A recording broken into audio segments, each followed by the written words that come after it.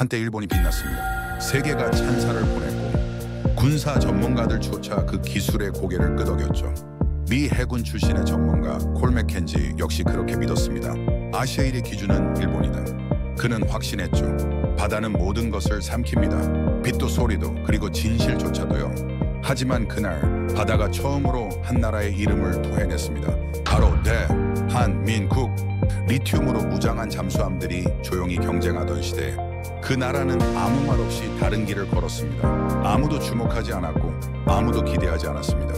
그러나 그들은 멈추지 않았습니다. 오직 자신들의 기술, 자신들의 의지, 그리고 조국을 믿었을 뿐입니다.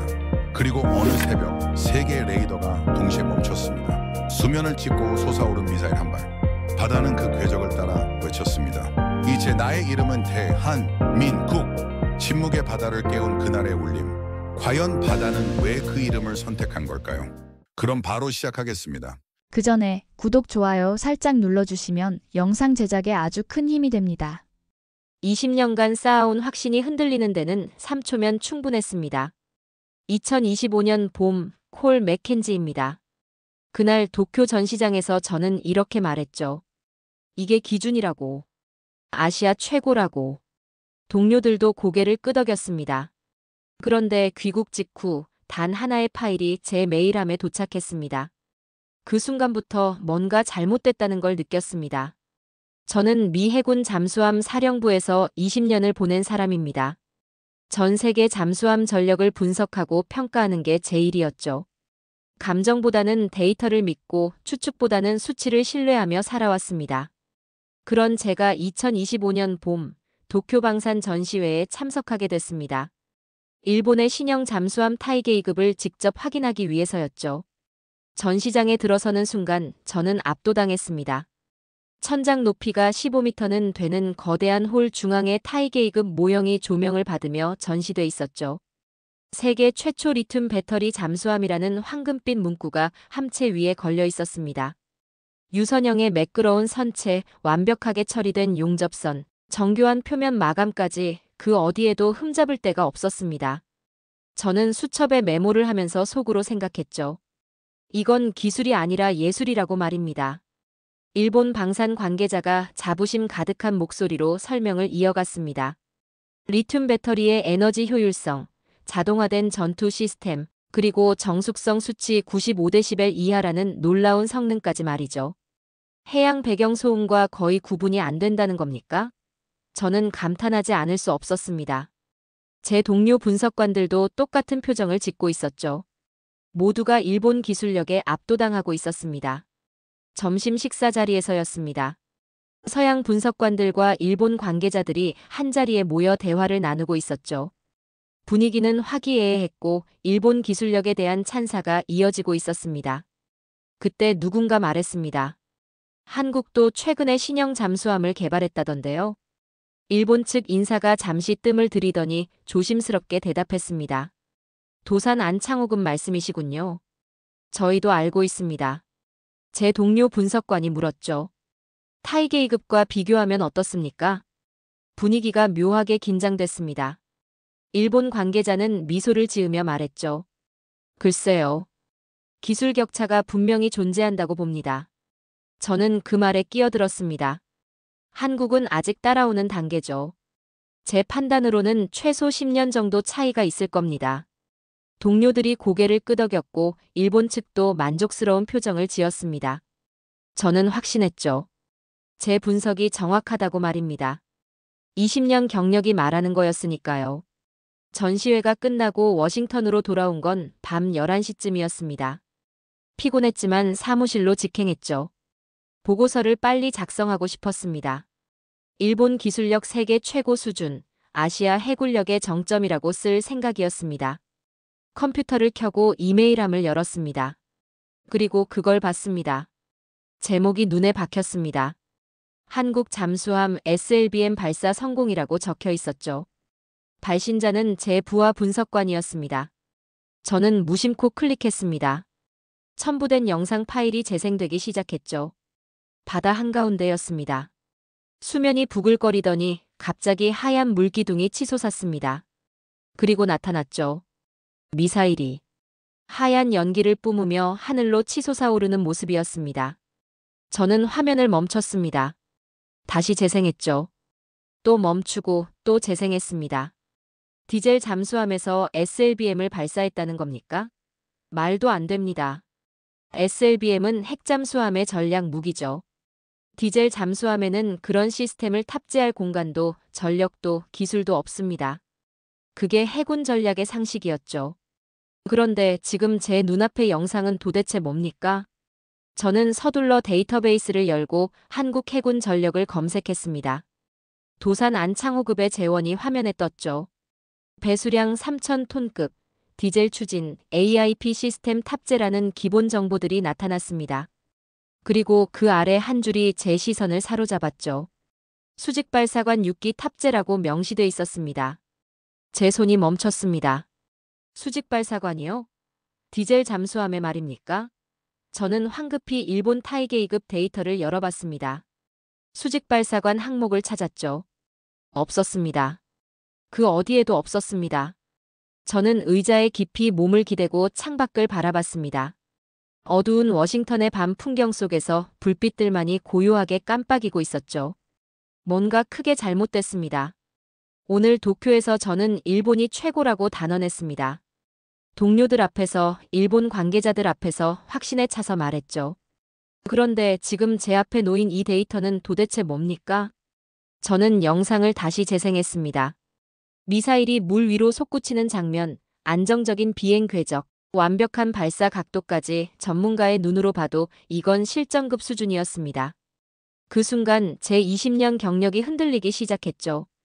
저는 그날 밤 컴퓨터를 끄지 않았습니다. 새벽까지 자료를 뒤지며 한국 잠수함에 대한 모든 정보를 찾아냈죠. SLBM 시험 기록, 발사 성공 데이터, 기술 개발 과정까지 모든 게 사실로 확인됐습니다. 그리고 저는 결심했습니다. 직접 확인하겠다고 말이죠. 한국으로 가야겠다고요. 진실은 바다 밑에 있으니까요. 한국행 비행기 표를 끊는 데는 10분이 걸렸습니다. 상부에 보고를 올리고 일주일 뒤 저는 인천국제공항에 발을 디뎠죠. 2025년 봄, 한국의 봄이었습니다. 공항을 빠져나오는 순간 저는 놀라지 않을 수 없었습니다. 질서정연하게 정리된 도로망과 정확하게 운행되는 대중교통 시스템, 곳곳에 설치된 최신형 디지털 안내판까지 이 모든 게 제가 예상했던 모습을 완전히 뒤엎고 있었죠. 택시를 타고 이동하는 동안 저는 창밖 풍경을 주시했습니다. 고층 빌딩들이 하늘을 찌를 듯 솟아 있었고 거리는 깨끗했으며 사람들의 발걸음에는 활기가 넘쳐 흘렀습니다. 해군 기지에 도착한 건 오후 2시였습니다. 30대 초반으로 보이는 젊은 장교가 저를 맞이했고 간단한 인사를 나눈 뒤 곧장 경납고로 안내를 받았죠. 그리고 그 순간 저는 그것을 봤습니다. 도산 안창호함이었습니다. 은빛 함체가 경납고의 조명을 받으며 고요하게 그러나 위압적으로 서 있었죠. 타이게이급만큼 화려하게 빛나지는 않았습니다. 오히려 절제되고 실용적인 느낌이 강했죠. 하지만 뭔가 달랐습니다. 도쿄에서 본 일본 잠수함이 전시용 예술품처럼 느껴졌다면 지금 제 앞에 있는 이 함정은 실전을 위해 태어난 전사처럼 보였습니다. 함내로 들어서자 내부는 놀랍도록 깔끔하게 정돈돼 있었고 계기판들은 최신형 디지털 시스템으로 구성돼 있었습니다. 승조원들의 얼굴은 모두 젊었는데 그들의 눈빛에는 긴장이나 불안이 아닌 차분한 자신감이 담겨 있었죠. 이건 단순히 훈련된 군인들의 표정이 아니었습니다. 자신들이 다루는 무기 체계를 완벽하게 신뢰하는 사람들의 얼굴이었죠. 지휘실로 이동했습니다. 벽면을 가득 채운 대형 모니터들이 눈에 들어왔고 한국 해군 관계자가 키보드를 조작하며 화면에 영상을 띄웠습니다. 바로 그 SLBM 발사 영상이었죠. 저는 숨을 죽이고 화면에 집중했습니다. 바닷속 200m 깊이에서 발사 시퀀스가 시작됐고 수직 발사관이 열리면서 미사일이 서서히 분리되는 장면이 실시간 데이터와 함께 재생됐습니다. 발사각 89도, 초속 150m, 궤적 안정도 98%라는 수치들이 화면 옆에 표시됐죠. 미사일이 수면을 뚫고 솟구쳐 오르는 순간 하얀 물기둥이 하늘 높이 치솟았고 그 뒤를 이어 미사일이 완벽한 궤도를 그리며 상승했습니다. 디젤 잠수함이 이런 짓을 한다는 겁니까? 저는 속으로 중얼거렸습니다. 20년 경력의 전문가로서 단언할 수 있었습니다.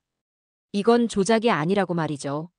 모든 데이터가 실전급 수준을 보여주고 있었고 발사 각도와 궤적의 안정성은 핵잠수함의 그것과 다르지 않았습니다. 한국 관계자가 조용히 말했습니다.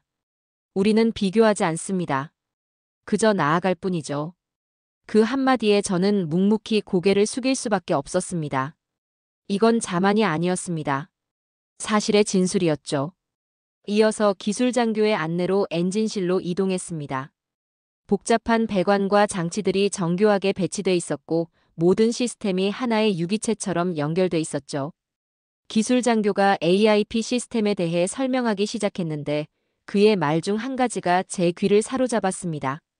우리 방식은 일본보다 30% 이상 효율적입니다. 30%라는 겁니까? 저는 되물었습니다. 기술장교가 고개를 끄덕였죠. 네. 일본은 스털링 엔진 방식이고 우리는 연료전지 방식입니다. 더 조용하고 더 오래 갑니다. 그 순간 제 머리를 강타한 건 숫자가 아니었습니다. 태도였죠. 이 사람들은 일본을 참고하지 않았습니다. 처음부터 자신들만의 길을 걸었던 겁니다. 기지를 나선 저녁 무렵, 저는 호텔 방으로 돌아와 노트북을 열었습니다. 보고서 초안을 작성하기 시작했지만 10분도 채 지나지 않아 손을 멈춰야 했죠.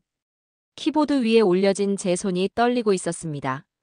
제가 지금 무엇을 쓰고 있는 겁니까? 일본이 앞서 있다고 쓸 수가 없었습니다. 오늘 하루 동안 제가 직접 확인한 모든 것들이 그 결론을 부정하고 있었으니까요. 저는 작성하던 파일을 삭제해버렸습니다. 창밖을 바라봤죠. 서울의 야경이 눈부시게 빛나고 있었고 그 불빛들 속에서 저는 깨달았습니다. 제가 20년간 믿어온 확신이 무너지고 있다는 것을, 그것도 단 하루 만에 말이죠. 그날 밤 저는 보고서를 찢어버렸습니다. 아니, 찢은 게 아니라 지워버렸죠. 왜냐하면 알았기 때문입니다. 제가 다시 써야 한다는 걸 말입니다. 한국은 일본을 따라오고 있는 게 아니었습니다. 이미 앞서 있었죠. 다음 날 아침, 저는 다시 해군 기지로 향했습니다. 이번에는 실제 훈련을 참관하기 위해서였죠. 한국 해군이 SLBM 발사 실험을 진행한다는 소식을 들었고 직접 확인하고 싶었습니다. 해상 관측선에 탑승한 건 오전 9시였습니다. 바다는 잔잔했습니다. 파도 하나 없는 고요한 수면 위에서 저는 관측 장비 앞에 섰죠. 한국 해군 장교들이 통신 장비를 점검하고 있었고 긴장된 침묵이 함내를 감싸고 있었습니다. 하지만 그들의 긴장은 불안이 아니었습니다. 집중이었죠. 발사 카운트다운이 시작됐습니다. 10초, 9초, 8초 숫자가 줄어들수록 제 심장 박동이 빨라졌습니다. 이게 실패하면 어떻게 됩니까? 제가 본 모든 것들이 허상이었다는 뜻이 되는 겁니까? 3초, 2초, 1초, 그리고 발사 명령이 떨어졌습니다. 수면이 부글거리기 시작했습니다. 200m 아래 어딘가에서 도산 안창호함이 발사 시퀀스를 실행하고 있었죠. 그리고 그 순간 하얀 물기둥이 폭발적으로 솟아올랐습니다. 저는 숨을 삼켰습니다. 물기둥 속에서 미사일의 선체가 나타났고 하얀 연기를 뿜으며 하늘로 치솟기 시작했죠. 완벽했습니다. 발사 각도, 상승 속도, 궤적의 안정성까지 모든 게 교과서대로였습니다. 아니, 교과서 이상이었죠. 관측 장비의 스크린에 실시간 데이터가 표시되기 시작했습니다. 발사 궤적 안정도 99.2%, 탄도 계산 오차 0.3%, 통신 연동 상태 정상이라는 수치들이 눈앞에 펼쳐졌습니다. 저는 스크린에서 눈을 떼지 못했습니다. 이건 단순한 기술의 발전이 아니었습니다. 체계의 진화였죠. 디젤 잠수함이 전략 무기 플랫폼으로 변모한 순간을 제가 직접 목격하고 있었습니다. 옆에 서 있던 한국 해군 관계자가 조용히 말했습니다. 박사님 놀라셨죠? 저는 고개를 돌려 그를 바라봤습니다. 그의 얼굴에는 자랑이 아닌 담담함이 묻어 있었죠. 놀랐다는 표현으로는 부족합니다. 이건 불가능한 일이라고 생각했습니다. 불가능은 없습니다. 다만 아직 하지 않았을 뿐이죠. 그 한마디가 제 가슴을 찔렀습니다. 이 사람들은 불가능을 가능으로 만들었습니다. 그것도 세계 어느 나라도 시도하지 않았던 방식으로 말이죠. 실험이 끝나고 데이터 분석실로 이동했습니다. 벽면에 붙은 대형 스크린에 모든 발사 데이터가 정리돼 표시되고 있었죠. 저는 1시간 넘게 그 데이터들을 들여다봤습니다. 발사 준비 시간, 수중 안정성, 미사일 분리 각도, 추진체 점화 시점까지 모든 항목이 완벽했습니다. 일본 타이게이급의 데이터를 떠올렸습니다. 리튬 배터리, 정숙성, 자동화 시스템까지 모든 게 훌륭했죠.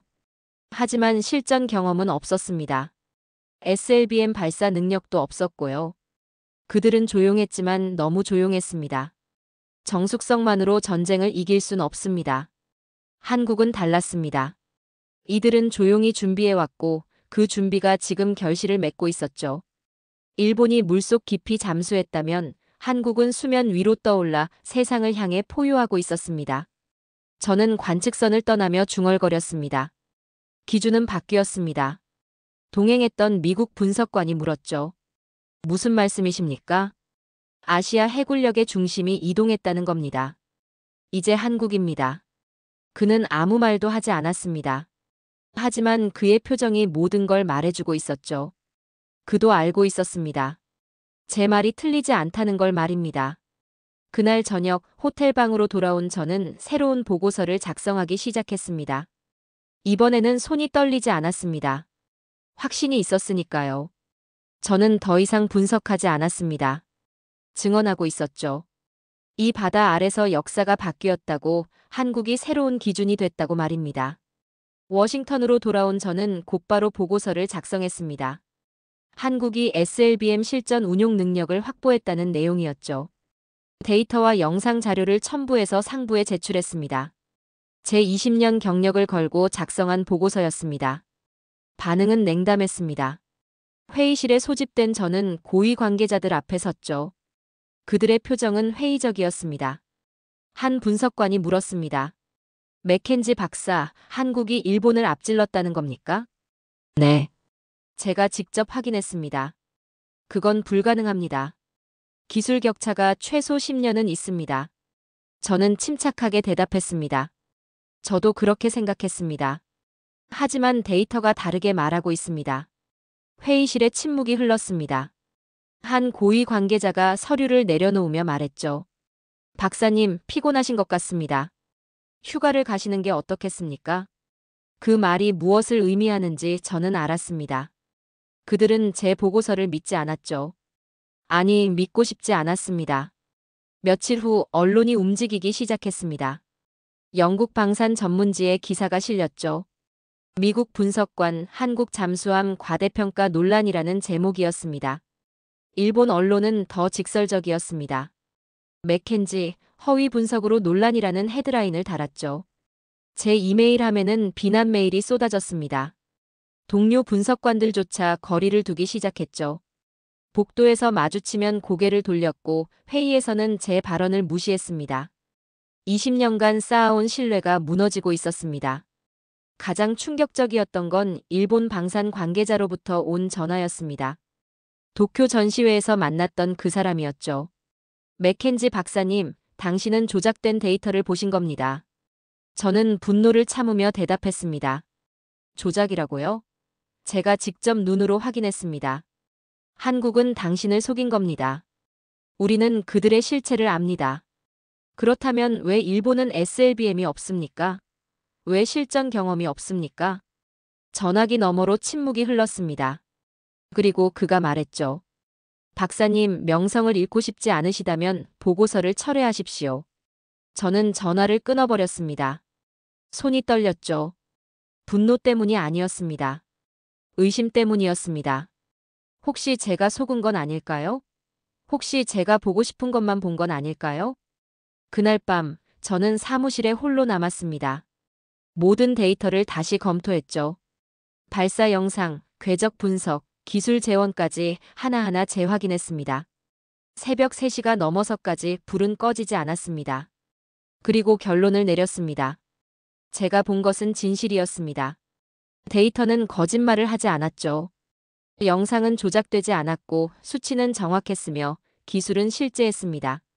문제는 제가 아니었습니다. 세상이 눈을 감고 있었던 겁니다. 저는 책상 서랍을 열고 명함 한 장을 꺼냈습니다. 한국 해군 관계자가 준 명함이었죠. 그리고 이메일을 보냈습니다. 다시 방문하고 싶다고, 이번에는 더 많은 증거를 모으고 싶다고 말입니다. 답장은 다음 날 아침에 왔습니다. 환영한다는 내용이었죠. 저는 곧바로 항공편을 예약했습니다. 이번엔 혼자가 아니었습니다. 제 카메라와 측정 장비를 가져갈 작정이었죠. 세상이 제 말을 믿지 않는다면 믿을 수밖에 없게 만들어야 했습니다. 이건 제 명예의 싸움이 아니었습니다. 진실의 싸움이었죠. 그리고 저는 진실을 본 사람입니다. 비행기 창밖으로 워싱턴의 야경이 멀어져 갔습니다. 저는 중얼거렸죠.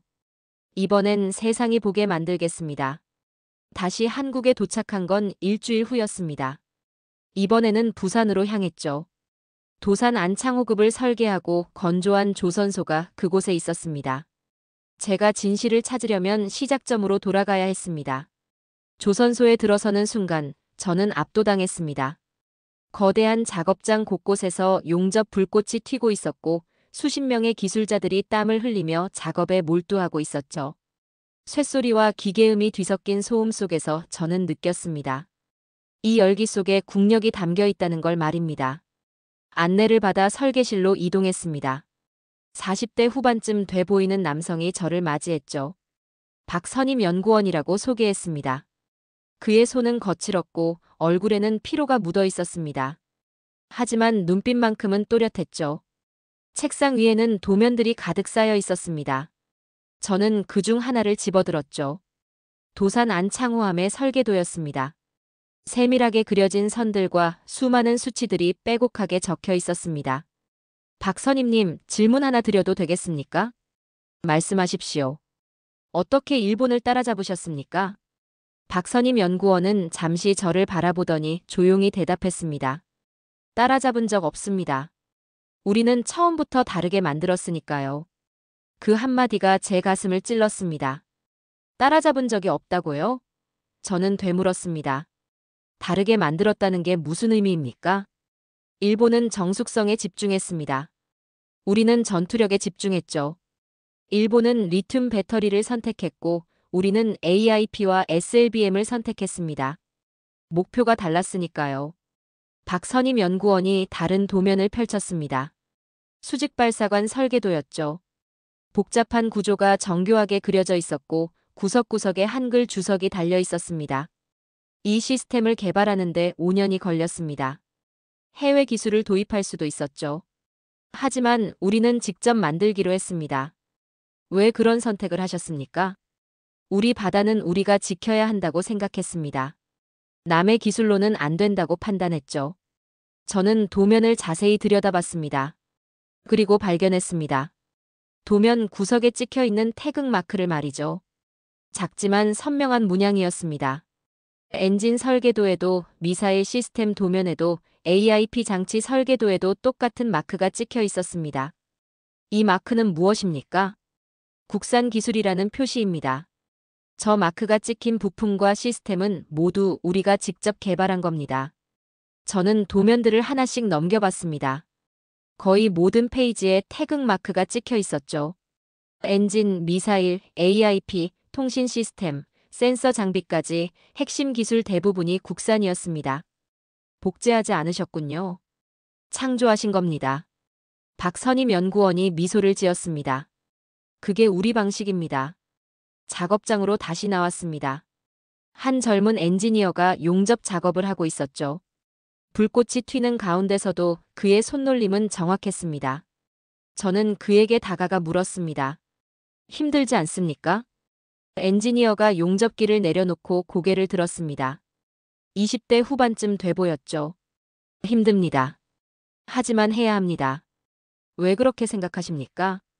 우린 단 한 번이라도 조국의 바다를 지키지 못할까봐 잠들지 못했습니다. 그 한마디에 제 눈빛이 흔들렸습니다. 이건 단순한 일이 아니었습니다. 사명이었죠. 이 젊은 기술자의 눈빛에서 저는 봤습니다. 조국에 대한 책임감을, 바다에 대한 사랑을 말입니다. 저는 조선소를 천천히 걸어 나왔습니다. 석양이 지고 있었고 붉은 빛이 조선소 전체를 물들이고 있었죠. 함정 위로 태극기가 바람에 펄럭이고 있었습니다. 그 순간 저는 깨달았습니다. 미국의 잠수함에는 예산이 있었습니다. 최고의 장비와 최신 기술이 있었죠. 하지만 한국의 잠수함에는 혼이 있었습니다.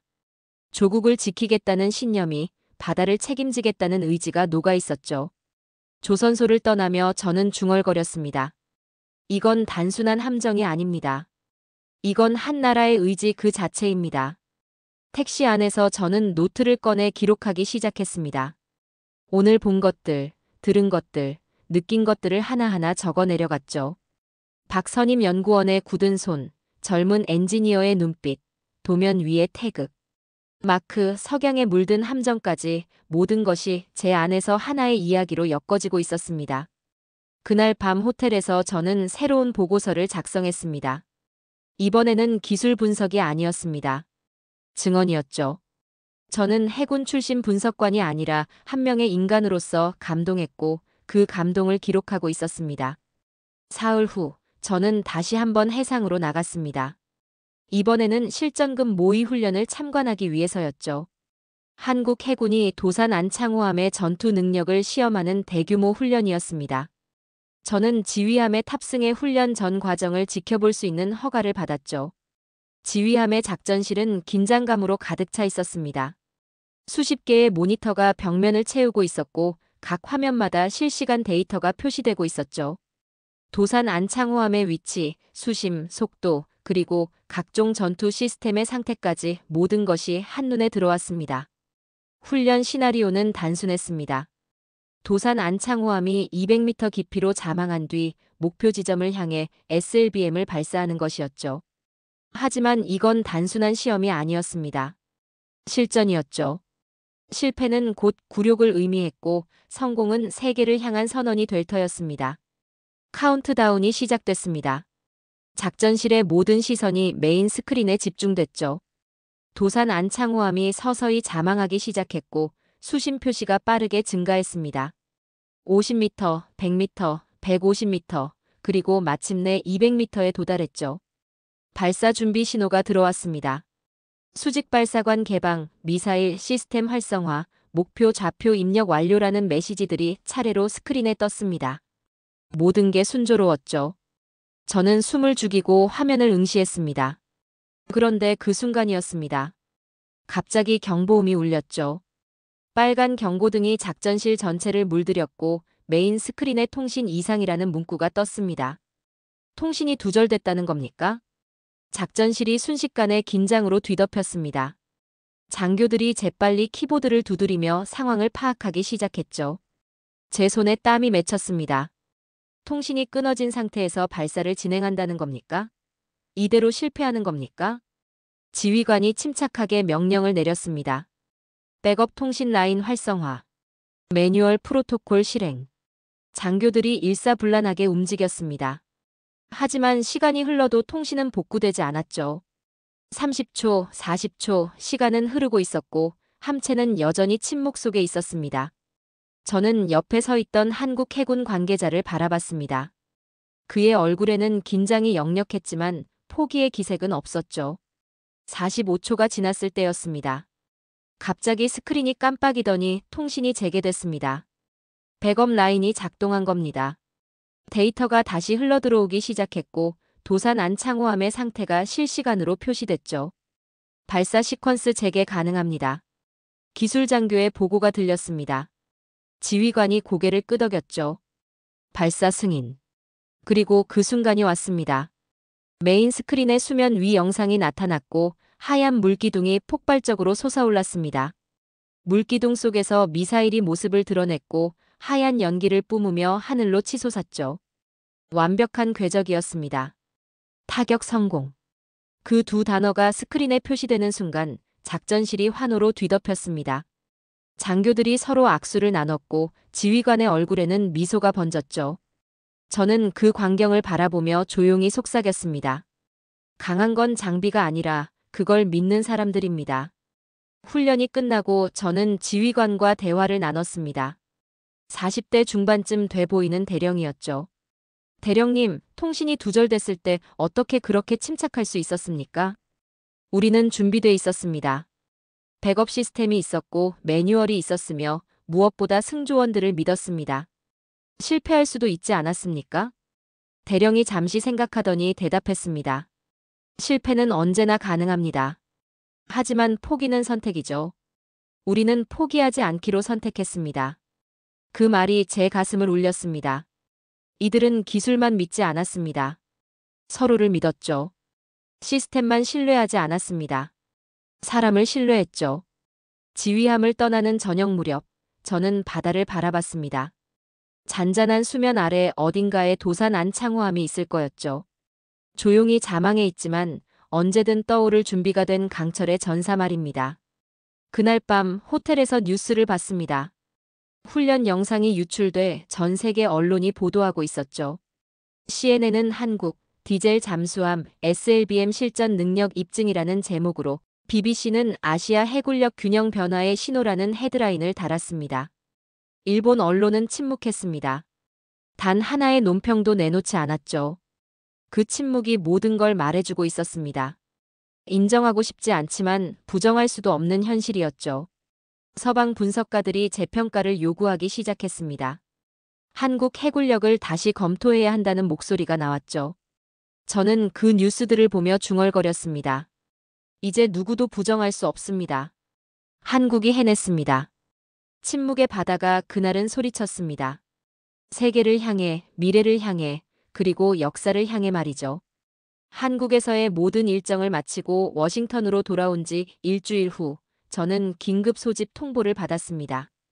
국제군사포럼이 개최된다는 내용이었죠.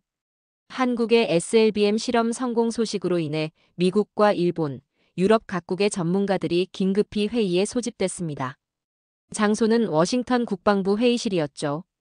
회의실에 들어서는 순간 저는 긴장감을 느꼈습니다. 수십 명의 분석관과 군 관계자들이 자리를 채우고 있었고 맨 앞줄에는 일본 대표단이 앉아 있었죠. 그들의 표정은 굳어 있었습니다. 저는 회의실 뒷자리에 조용히 앉았습니다. 회의가 시작됐습니다. 의장이 먼저 발언했죠. 오늘 우리가 모인 이유는 명확합니다. 한국의 잠수함 기술력에 대한 평가를 재검토하기 위해서입니다. 일본 대표가 손을 들고 발언권을 요청했습니다. 50대 후반쯤 돼 보이는 방산 전문가였죠. 한국의 SLBM 발사 성공은 검증되지 않았습니다. 우리는 그들의 기술이 과장됐다고 판단합니다. 회의실의 웅성거림이 일었습니다. 저는 주먹을 꽉 쥐었죠. 검증되지 않았다고요? 제가 직접 눈으로 본 것도 검증이 안 됐다는 겁니까? 다른 서방 분석가들도 의견을 냈습니다. 대부분 회의적이었죠. 디젤 잠수함의 SLBM 운용은 이론상 가능하지만 실전 배치는 다른 문제라는 주장이었습니다. 저는 그들의 말을 들으며 생각했습니다. 이들은 데이터를 보지 않았습니다. 신념만 보고 있었죠. 회의가 1시간 넘게 이어졌습니다. 그리고 마침내 의장이 저를 불렀죠.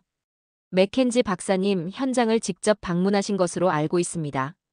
의견을 들려주시겠습니까? 저는 천천히 자리에서 일어났습니다. 모든 시선이 저에게 쏠렸죠. 일본 대표단도 저를 바라봤습니다. 저는 가방에서 서류 뭉치를 꺼냈습니다. 이건 제 눈으로 본 데이터입니다. 저는 프로젝터를 켜고 첫 번째 슬라이드를 띄웠습니다. 도산 안창호함의 SLBM 발사 궤적 그래프였죠. 발사각, 상승 속도, 궤적 안정도까지 모든 수치가 표시돼 있었습니다. 발사 궤적 안정도 99.2%입니다. 탄도 계산 오차 0.3%. 이건 핵잠수함의 기준과 동일합니다. 회의실에 정적이 흘렀습니다. 저는 두 번째 슬라이드를 띄웠죠. 실시간 발사 영상과 데이터가 함께 표시된 화면이었습니다. 이건 조작이 아닙니다. 과학입니다. 세 번째 슬라이드는 AIP 시스템의 효율성 비교표였습니다. 한국과 일본의 수치가 나란히 표시돼 있었죠. 한국의 연료전지 방식은 일본의 스털링 엔진보다 30% 이상 효율적입니다. 더 조용하고 더 오래 작동하며 더 안정적입니다. 일본 대표단이 웅성거리기 시작했습니다. 한 명이 손을 들고 반박했죠. 그 데이터는 한국 측이 제공한 겁니까? 아닙니다. 제가 직접 측정하고 기록한 겁니다. 저는 네 번째 슬라이드를 띄웠습니다. 국산화율 비교표였죠. 도산 안창호함의 핵심 기술 국산화율은 90%를 넘습니다. 엔진, 미사일, AIP, 통신 시스템까지 모두 독자 개발입니다. 회의실의 분위기가 변하기 시작했습니다. 사람들이 서로 눈빛을 교환했고 일본 대표단은 아무 말도 하지 못했죠. 저는 마지막 슬라이드를 띄웠습니다. 실전급 훈련 영상이었습니다. 이건 사흘 전 제가 직접 참관한 훈련입니다. 통신 두절이라는 예상치 못한 상황에서도 백업 시스템이 작동했고 발사는 성공했습니다. 영상이 재생됐습니다. 물기둥이 솟구치고 미사일이 하늘로 치솟는 장면이 대형 스크린을 가득 채웠죠. 타격 성공이라는 문구가 화면에 표시되는 순간 회의실에서 탄성이 터져 나왔습니다. 저는 프로젝터를 끄고 참석자들을 천천히 돌아보며 말했습니다. 여러분, 제가 여기 선 이유는 한국을 옹호하기 위해서가 아닙니다. 진실을 말하기 위해서입니다. 사실은 침묵을 두려워하지 않습니다. 거짓말이 그걸 두려워하죠. CNN 기자가 손을 들었습니다. 맥켄지 박사님, 그렇다면 지금 아시아의 해상 주도권은 한국에 있다고 보십니까? 저는 단호하게 대답했습니다. 이건 제 생각이 아닙니다. 사실입니다. BBC 기자가 질문을 이었죠. 일본의 기술력은 어떻게 평가하십니까? 일본은 훌륭한 기술을 가지고 있습니다. 하지만 실전 경험은 없습니다. 한국은 증명했습니다. 로이터 기자가 마지막 질문을 던졌습니다. 이번 평가가 국제 해군력 판도를 바꿀 거라고 보십니까? 저는 잠시 침묵했다가 대답했습니다. 이미 바뀌었습니다. 오늘 우리가 그걸 인정하는 자리일 뿐입니다. 회의가 끝나고 저는 회의실을 나섰습니다. 복도에서 몇몇 동료들이 다가와 악수를 청했죠. 일본 대표단은 아무 말 없이 지나쳤습니다. 그들의 침묵이 모든 걸 말해주고 있었죠. 그날 저녁 주요 언론들이 일제히 보도를 쏟아냈습니다. 한국 SLBM 실전국 공식 인정 아시아 해군력 균형 재편. 일본, 한국의 기술력 추월당에 같은 헤드라인들이 세계를 뒤덮었습니다. 저는 사무실 창가에 서서 워싱턴의 야경을 바라봤습니다. 그리고 중얼거렸죠. 그날 세계는 조용해졌습니다. 그 침묵은 한국을 위한 기립박수였습니다. 회의가 끝나고 한 달 후 나토 공식 문서가 발표됐습니다. 한국 세계 8번째 SLBM 실전 운용국이라는 문구가 명시됐죠. 저는 보고서 편집위원으로 이름을 올렸습니다. 20년 경력을 통틀어 가장 자랑스러운 순간이었습니다. 일본의 반응은 놀라웠습니다. 아사히 신문이 사설을 게재했죠. 이제 한국이 기준이다라는 제목이었습니다. 내용은 더 충격적이었죠. 우리는 너무 오래 과거의 영광에 기대어 있었다. 한국은 앞으로 나아가고 있을 때 우리는 제자리에 머물러 있었다는 문장이 제 눈에 들어왔습니다. 저는 다시 한국으로 향했습니다. 이번에는 공식 방문이 아니었죠. 개인적인 인사를 하고 싶었습니다. 도산 안창호함 앞에 다시 서고 싶었습니다. 해군 기지에 도착했을 때 한국 해군 장교가 저를 맞이했습니다. 그는 경례를 하며 말했죠. 박사님, 나토 보고서 잘 봤습니다. 저는 미소로 답했습니다. 이건 제 보고서가 아닙니다. 여러분의 역사입니다. 경납고로 향했습니다.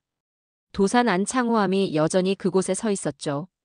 은빛 함체는 조용했지만 그 고요함 속에 힘이 담겨 있었습니다. 저는 함체에 손을 대고 천천히 쓰다듬었습니다. 차가운 강철이 제 손바닥에 닿았죠. 고맙습니다. 저는 중얼거렸습니다. 이 함정이, 이 나라가 제게 진실을 가르쳐줬습니다. 강한 건 크기가 아니라 의지라는 것을, 승리는 예산이 아니라 신념에서 나온다는 것을 말이죠. 그날 저녁 한국 해군이 마련한 작은 간담회에 참석했습니다. 기술자들과 장교들이 모여 있었죠. 그들은 제게 감사하다고 말했지만 정작 감사해야 할 사람은 저였습니다. 간담회가 끝나고 저는 영상 카메라 앞에 섰습니다. 제 마지막 기록을 남기고 싶었죠. 카메라가 켜지고 저는 천천히 말하기 시작했습니다. 저는 콜 맥켄지입니다. 20년간 데이터를 믿으며 살아온 사람이죠. 그런데 한국을 보고 알았습니다. 진짜 힘은 숫자에 있지 않았습니다. 한 나라가 스스로를 믿을 때 그건 그 어떤 무기보다 강했습니다. 저는 잠시 말을 멈추고 창밖을 바라봤습니다. 바다가 보였죠. 일본은 조용했고 한국은 준비돼 있었습니다. 일본이 정숙성을 자랑할 때 한국은 전투력을 갖췄습니다. 이제 확신합니다. 바다는 새로운 이름을 기억할 것입니다. 도산 안창호함, 그리고 그 이름을 만든 대한민국이라고요. 카메라가 꺼졌습니다. 저는 영상 파일을 저장하고 노트북을 덮었죠. 이게 제 마지막 증언이 될 거였습니다.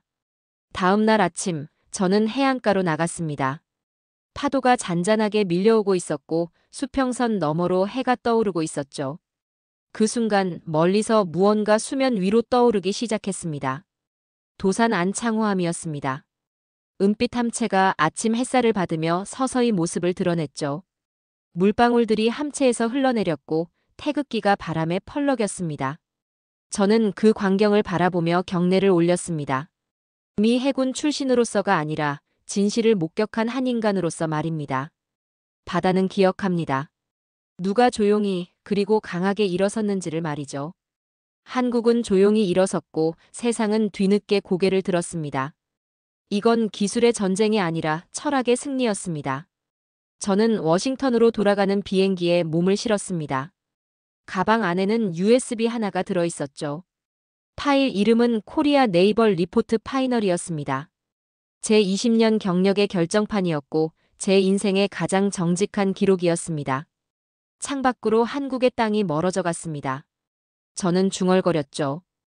21세기의 바다는 한국의 바다입니다.